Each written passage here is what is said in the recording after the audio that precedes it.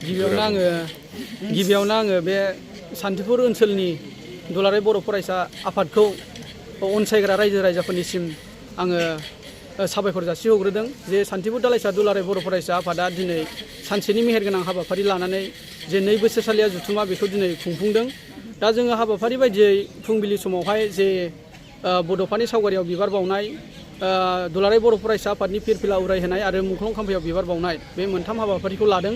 बिनि उनाव जोंहा थान्दै मेल जागोन आरो बे थान्दै मेल जोबनायनि उनाव जोङो बे ओनसोलावहाय मोनसे सोलिबाय थानाय थासारि जे जेंना जे इलिगेल इनक्रचमेन्ट आयेन बेरेखायै हाग्रा दानस्रांनाय बेखौ जोङो लानानै जे ओनसोलनि लाइमोन आरो मेलेमजिबिफोरजों मोनसे जर'खा सावरायनाय जोङो लादों।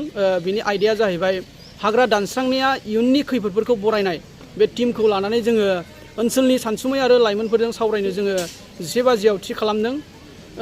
बिनि उनाव जोंहा गेवलां मेल जागोन।